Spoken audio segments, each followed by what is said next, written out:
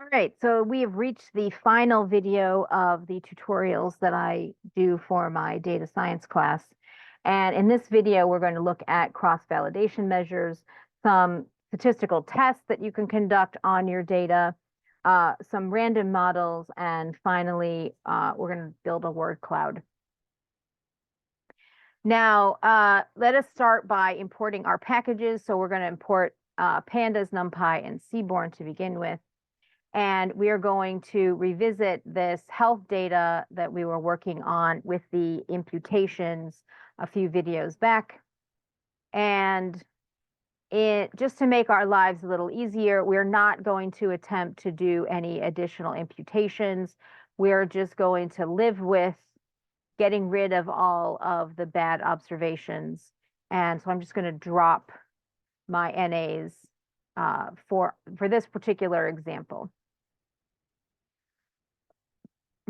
Now, what we're going to do here is we are going to import a linear model from our data set.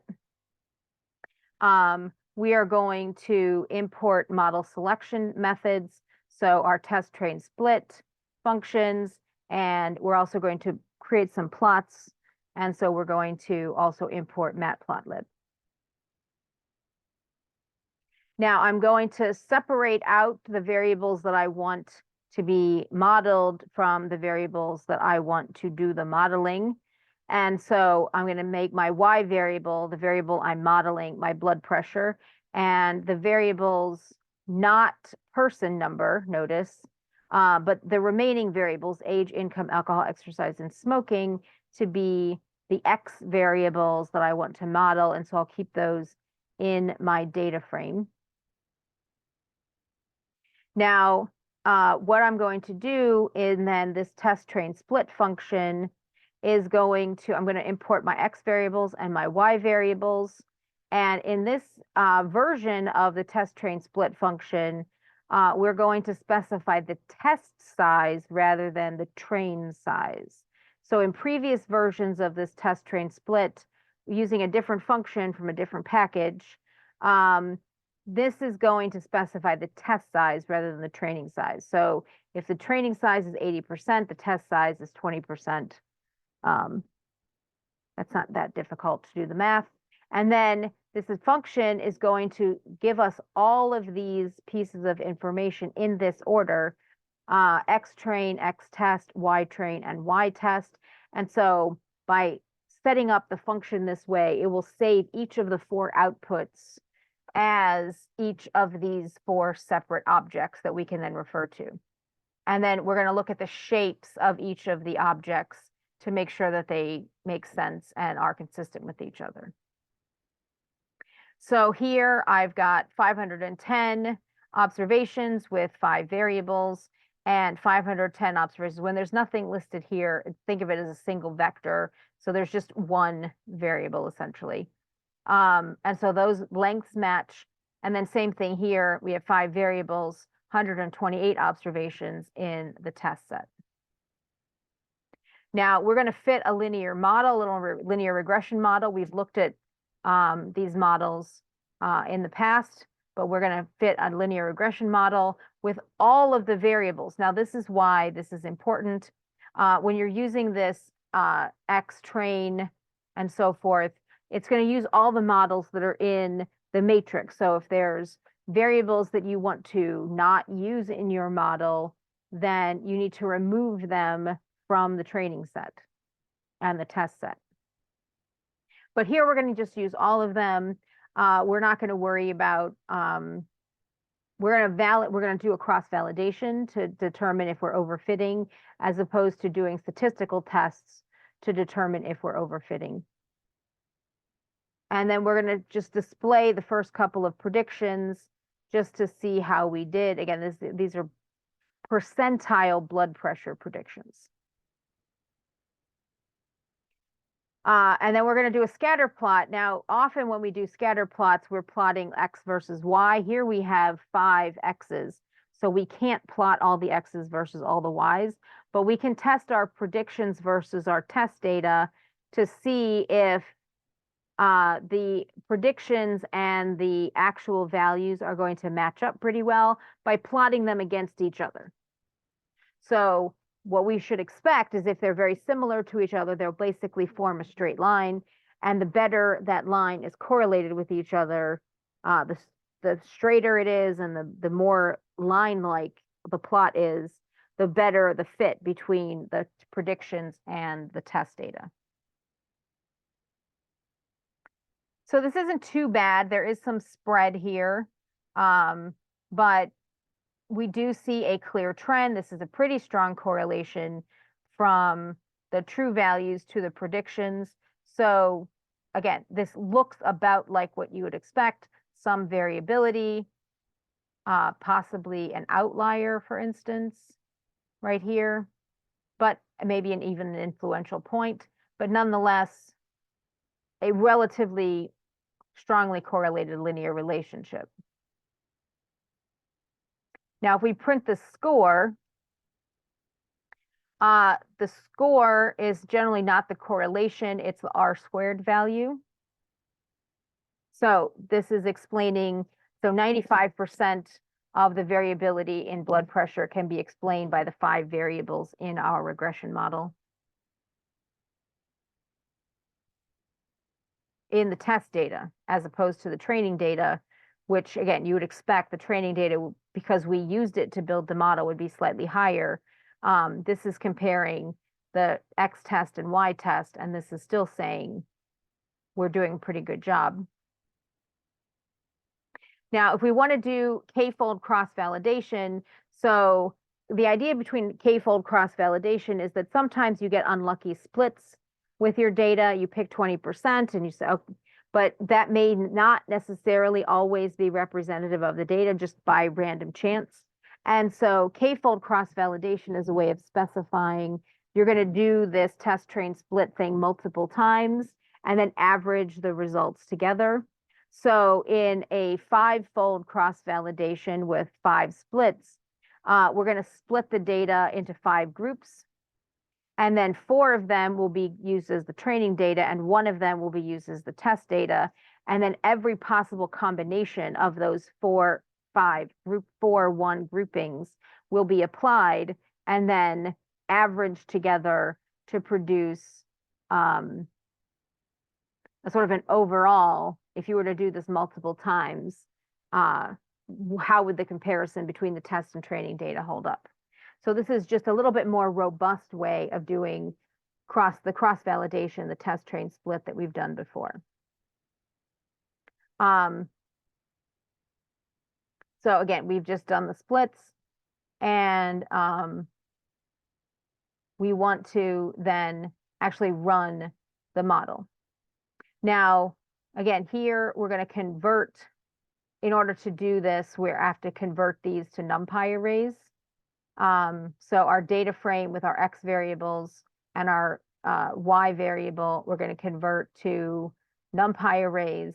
And then, because that's what we need to put into our model, we're going to need to do, essentially for each one of these splits in our k-fold cross-validation, we're going to combine the test and the training data, and we are going to compare them. We're going to run the model and then compare them to each other. And then once we have done that, again, run them through the test train split comparisons are 5 times, we're now going to calculate the cross-validation score and some metrics. So the cross-validation score is going to compare our model and our X and Y variables and our 5-fold cross-validation, and then we're going to print our 5 scores. Here, we see that they're all pretty similar. The smallest score between them is 91. The largest one is 95. In our previous example, I think we had 94, was close to 95. So we're still in about the right range of values.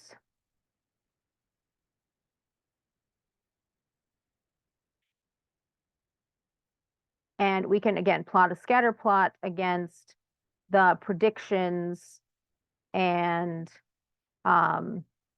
the actual values to see how we did. And again, we can see there might be some potential outliers in some of these examples.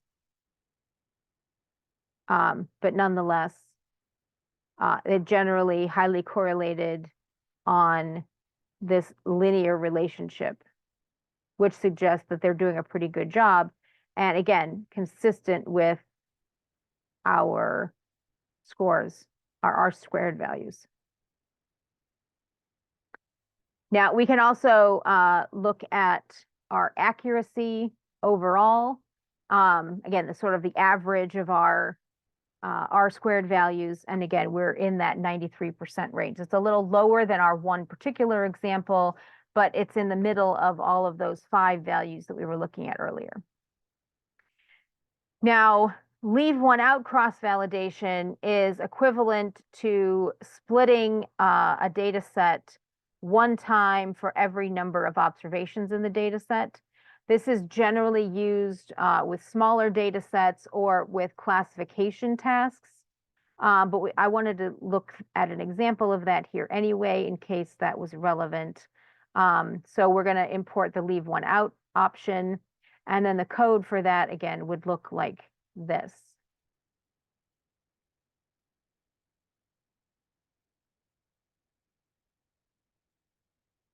So if I have, for instance, 638 observations, this would run this classification, this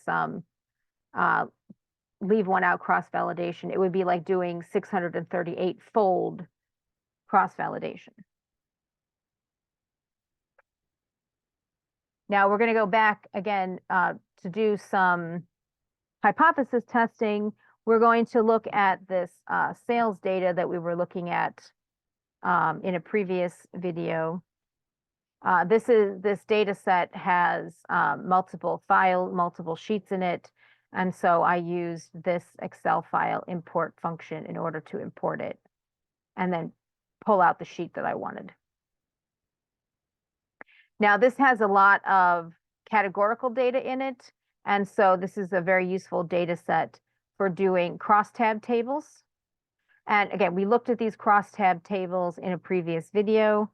It's just a way of doing a contingency table or a two-way table, summarizing the data, in this case by count.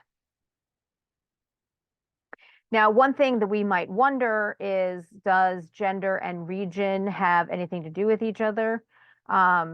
Is there a different proportion of men and women, let's say, in the different regions that are shopping at this store? We could ask that question. And in order to do that, we would have to do a chi-squared test of a contingency table.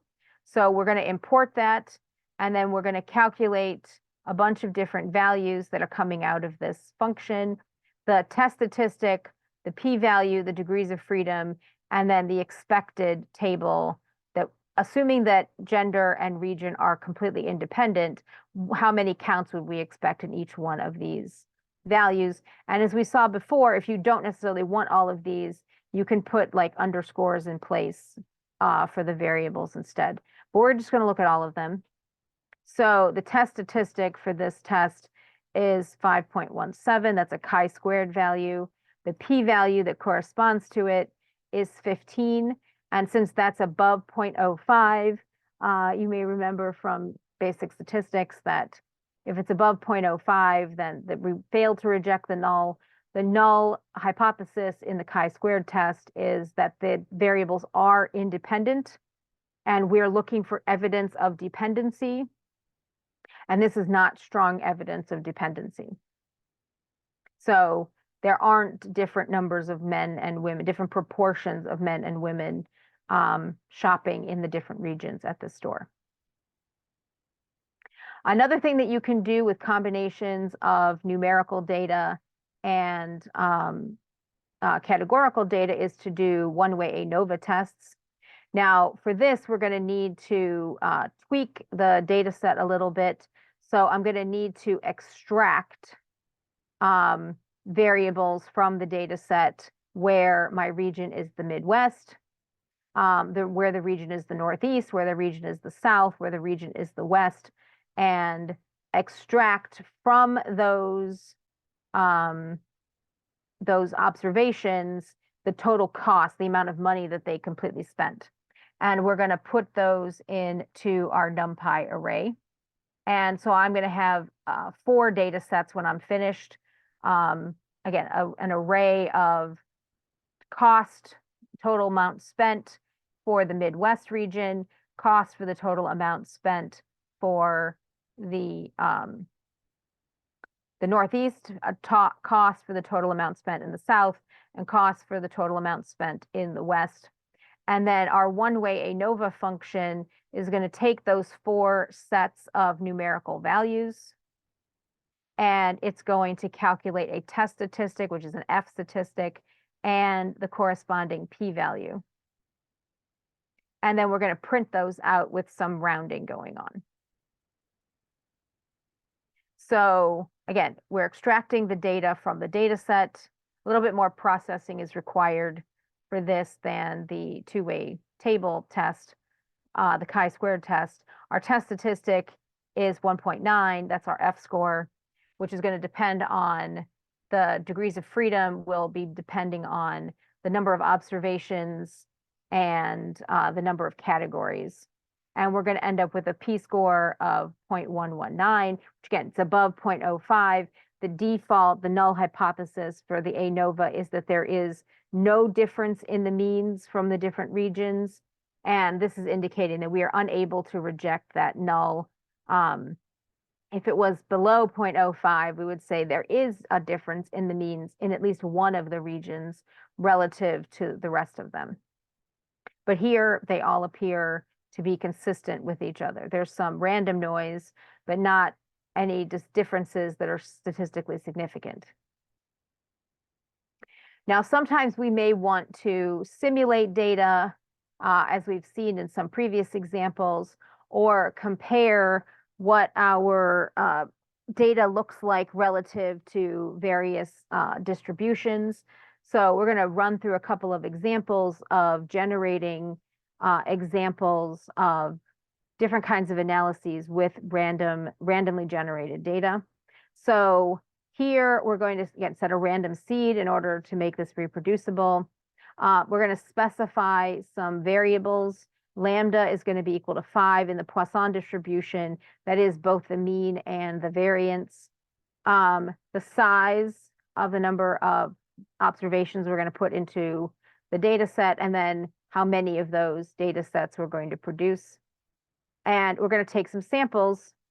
We're going to, in this case, size 1 and size 2. So we're going to take one random sample with the same lambda, but where the sample size is 3. And then in a second example, we're going to do the same thing. Lambda is still 5, but now we're going to take a sample size of 1,000. And then we're going to calculate the absolute value of the difference between the mean and the lambda. The mean of the samples and the lambda. So how close are we from our samples of size 1 versus our samples of size 2? So in this case, with 3 samples, with only 3 values selected from our Poisson distribution, averaged together, we're getting within 1.66 on average of the true value of lambda. On the other hand, with 1,000 samples, then we're getting within 0.05 of the true value of the lambda. So again, this is a measurement of why we do confidence intervals the way that we do. The larger your sample size, the more likely that the estimated value you get from your larger sample will be close to the true value that you're trying to predict.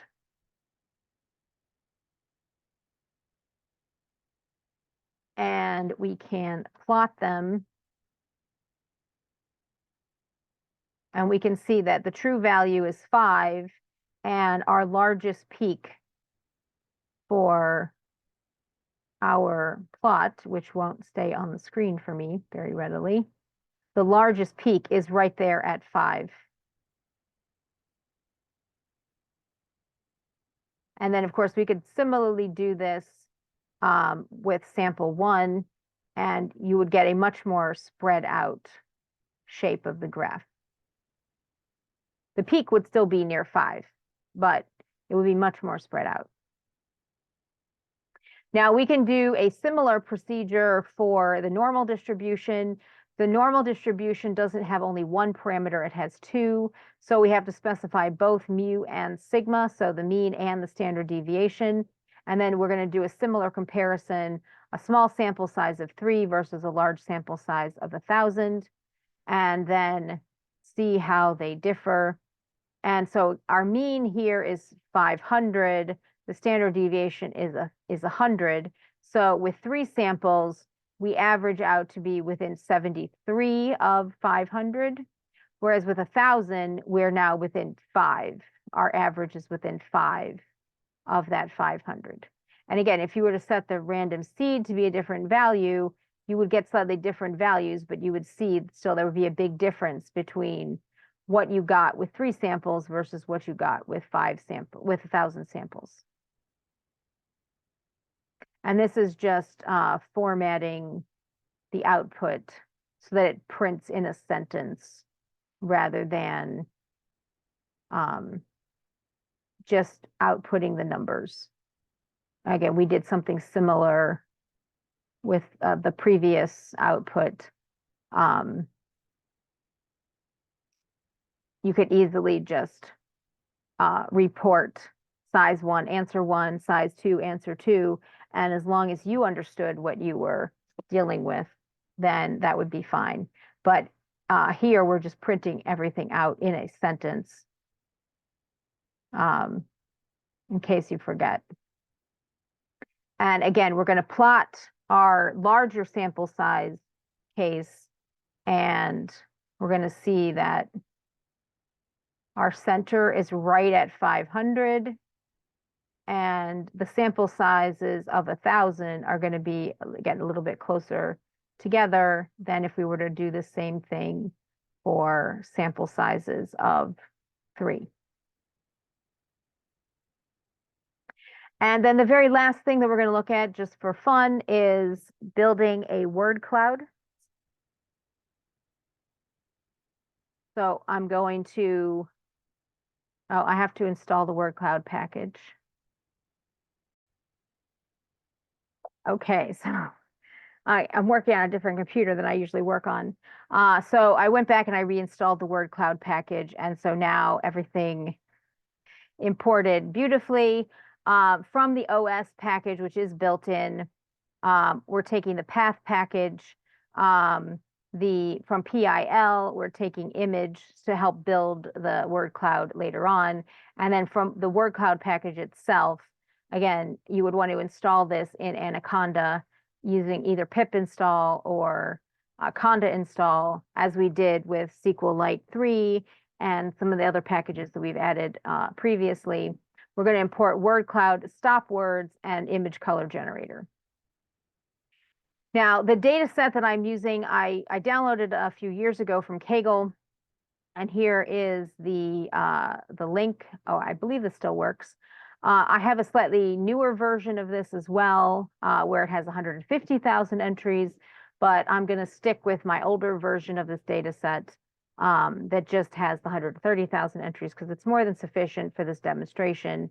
I am going to load in, I'm just going to double check that I've imported pandas again because I had to stop everything.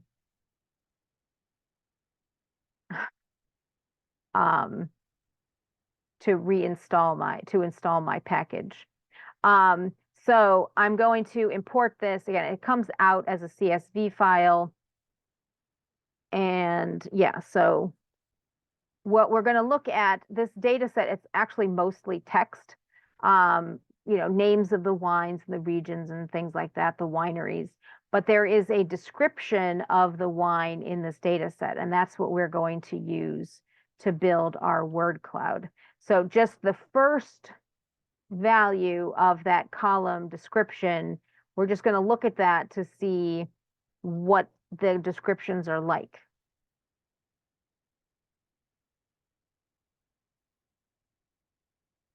And I didn't do anything. It didn't print anything. Of course, as soon as I get to the end, that's when things start going all wonky. But now we have the text properly being displayed. So this is, again, this is just the first description that's in the data set. Aromas include tropical fruit, broom, brimstone, and dried herb. The palate isn't overly expressive, offering unripened apple, citrus, and dried sage alongside brisk acidity. So this is a very wordy description, but it includes a lot of interesting keywords: tropical fruit, brimstone, herb, sage, things like that. So we'd like to see, like, how often are the wines described in these ways? We'd like to eliminate things like and the, of course. But then what are the kinds of descriptions that get used in these wines, generally speaking? What are the most common? What are the most popular? So we're going to use the word cloud function to generate a word cloud. And again, initially this is behind the scenes, and then we're going to use matplotlib in order to plot this. Now, the interpolation is called bilinear. And again, there are different kinds of interpolations you can use for this. But essentially, the idea is that the words that are the most common will appear in the largest letters, and the ones that are the least common will appear in the smaller letters. Now, we only have one sentence in this particular example, and so we're basically just seeing all of the words in here sort of translated from the sentence into a word cloud. Now, if I want to use the entire thing, then I can also make other kinds of adjustments. So I can increase or modify the number of the max font size. I can adjust the number of words that are used. In my initial one description, I don't have 100 words, but when you're doing, the entire data set, you are going to have more than 100 words. And you can also change the background color to various things. There are probably ways to adjust the color palette and so forth. So this is with a white background and some of these other adjustments. So now the words are sort of more evenly sized. Again, this is just that one first description. Now, what I can do is I can use this join function, and I can take all of the descriptions and stick them into a single block of text. And in this example, we're also going to not only combine the reviews, but we're going to count the number of words that are in that outcome. And in this case, we're going to get, where's my commas, 31 million and change words. And this is the shorter version of this data set. The current one, I believe, is much longer. Now, stop words are things that we run into in text processing, where we don't necessarily want to plot things like and the, because they have no content, but they show up all the time. So there's a set of common stop words, typically articles, modal verbs like is and are, prepositions frequently are removed in the stop word set. And we can also add additional things to the stop word set. After doing this example a couple of times, I think there are probably some other ones that I would add, like palate and aroma, because they get used all the time. But we're going to take out drink, because this is wine, obviously. We're going to take out now, because who cares? We're going to take out wine, because they're all wines. And we're going to take out flavor and flavors, because everything they're describing are either aromas or flavors. So again, I would probably also take out things like aroma and palate, because those are frequently also reused words, and they don't really say anything. We want more of the descriptors rather than the thing they're describing, but taking out some additional stop words. And then once you update that, again, we're going to take our stop words, we're going to remove them from our word cloud, and then we are going to plot the result. And so again, aroma, finish, and palate are probably also things that we might want to remove because they're what they're being described as opposed to the adjectives that are doing the description.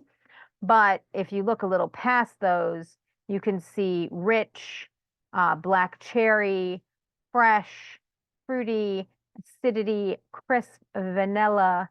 And so again, you can see how the larger words are the ones that are used the most frequently, and spice and sweet and things like that. These adjectives are there to describe they're the descriptors of the wine itself, ripe, full-bodied, and so forth. Now, rectangular word clouds are not the only kinds of things that you can make. You can also learn about making masks or word clouds to take on different shapes, bubbles or clouds or, even other kinds of weird shapes. There are tutorials for those if you really want to dig more into making even more interesting kinds of word clouds. But sometimes when you have a lot of text data, word clouds can be very useful for sort of getting an impression of the data set without having to do a lot of sort of real detailed natural language processing analysis. So this is the end of this set of tutorials. I have other kinds of Python examples floating around from other things that I've done, and I may add those to the end of this list. They will tend to be more focused on probably individual things and not on like a whole set of sort of semi-random, only vaguely connected set of ideas. And so I may add some of those to that list. I also have some examples that are not data science related, and those things I may put in a completely different Python list. But this is the end for now. And so I hope you found it useful.